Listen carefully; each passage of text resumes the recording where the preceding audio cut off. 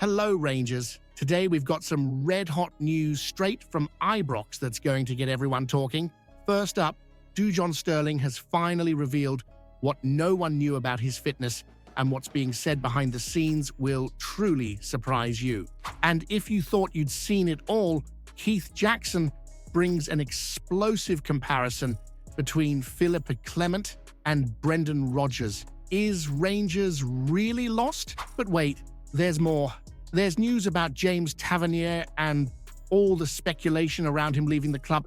Could his head already be turned away from Ibrox? And if that wasn't enough, Rangers have just raked in over £4 million from UEFA. Plus, there's a new announcement from Rangers about Václav Cerny. There's so much going on, you won't want to miss a second of it. Stick with us until the end because every detail could change the course of the season. But first, to get daily Rangers news at your fingertips, just hit the notification bell. Right, so here's the story with Dujon Sterling. Now, Derek Ferguson's come out saying that he's heard from the Rangers camp that our man Dujon here can't hack more than one game a week. Seems he's been struggling to go the full 90, and if you caught the Europa League match against Olympiacos, you'll know he only managed 52 minutes before getting subbed off. Casanwirio had to step in, bless him. Sterling was supposed to be one of those rock-solid defenders, wasn't he? We all saw what he could do last season under Clement, versatile, reliable, and always in the mix when needed. Now, though, he's just looking like an occasional squad player at best. The lad's been barely sighted in some games this season, and it sounds like folk at Rangers are split. Some think he's just not up for it fitness-wise, while others reckon his attitude in training might not be top draw. It's a bit of a head-scratcher, isn't it? I mean, here's a player who was handed a fresh contract at the start of the season, and yet it feels like his body's betraying him. If the Olympiacos game was anything to go by, maybe, just maybe, he's starting to find his feet again. But whether he's fit enough to play against Hearts on Sunday remains a question mark. Here's the real kicker, though. Why did Rangers rush to offer him a new contract if he can barely stay fit for a full match? Are we just tossing contracts around, or was there a real belief that he'd be up to scratch? You've got to wonder if we're being too soft with him. Keith Jackson's had a go at Philippe Clement, saying, Rangers look downright lost this season, with no sign that our manager is doing much to lift the lads or bring on younger players. He's gone as far as to compare Clement to Celtic's Brendan Rodgers, of all people, claiming Rodgers has got his players improving week after week, while Clement's leaving ours to flounder. Hamza Igamane, our summer signing for that crucial number 9 role, seems to be the prime example here. Jackson reckons Igamane could use a manager with a bit more vision and patience to help bring him up to scratch, just like Rodgers apparently does for Celtic's younger talents. Now, as for Igamane, the boys barely had a look-in since joining, and with Danilo getting back to full fitness, Igamane's chances are dropping faster than a stone in the Clyde. At this rate, a loan might not be the worst idea, just to get him some regular game time and a chance to develop. He's not yet ready to shine in the Scottish Premiership, and with the fans already a bit fed up with Dezers, it's not like we're sitting pretty in the striker department, but maybe, just maybe, a spell out on loan would see him return with a sharper edge. Here's the spicy bit, though. Is Jackson onto something? Are we seeing Clement's limits? Or is it time the players took a bit more of the heat for how this season's shaping up?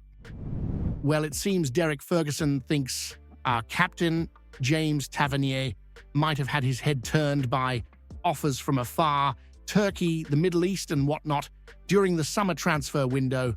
Word is that Clement's decision to bench him against Olympiacos last Thursday wasn't just tactical, it was perhaps a sign that Tavernier's not quite the force he once was. Ferguson reckons that with these potential moves lingering in the background, Tavernier's focus might not be all there, and he's not exactly getting younger either. He's 33, and it's showing in his pace, or lack thereof, this season. Then there's the defensive issue. Ferguson didn't mince words. He's never rated Tavernier as a top defender, saying it was always his crossing assists and goal stats that made up for that side of his game. But this season, even those seem to be drying up. With other mainstays like Lundstrom and Barisic offloaded, and even Goldson moved on, it's clear that Clement's trying to trim the squad and inject some fresh blood. But here we are still with Tavernier, and frankly, it's not looking like it's working out. Could January be the time to let him go and turn the page for the good of everyone? Or here's one for you. Is it time to ask if Clement's brave enough to strip the armband from Tavernier altogether and hand it to someone who's fully committed to seeing this rebuild through? So, Rangers are sitting on a tidy little pile of cash from this Europa League run, £4.4 million so far, with UEFA's bonus system throwing in a bit more incentive for good measure. We've already bagged £3.6 million just for qualifying for the group stages, plus about £884,000 from our results so far. And it's not over yet. UEFA's handing out an extra £62,000 for every spot we finish above bottom in the table, so there's even more motivation to keep grinding out those wins. The deeper we go in this competition, the bigger the payout. Quarterfinals could bring in another £2.1 million, and if we somehow reach the semi-finals, that's £3.54 million. If we really dream big, a spot in the final as runners-up would mean £5.9 million, and winning it all, a whopping £10.95 million. Let's be real, this kind of money could make a real difference for Rangers, whether it's bolstering the squad with some much-needed fresh talent or upgrading the infrastructure to push the club forward. This Europa League cash could be transformative. Sitting in 10th place with 7 points from 4 games, we're still in a decent spot to finish in the top 8, and there's every reason to believe we can keep climbing. Now, here's the burning question. Should we prioritize this Europa League run for the cash and glory, even if it means risking form in the league? Or is there still a belief that we can balance both without falling short?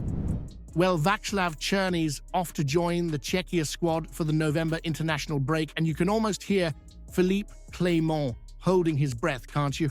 Cerny's been a revelation since arriving on loan from Wolfsburg in the summer, netting 6 goals and racking up 5 assists. He's added a proper spark to the team, and let's be honest, given Tom Lawrence's latest injury blow that sidelined him for a good 4 to 6 months, a fit Cerny has become downright essential for Rangers. He's one of those players the fans were warned about, that don't fall in love.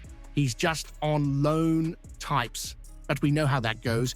We get attached anyway, and if he ends up staying at Wolfsburg or moving on somewhere else, it'll be heartbreak all over again.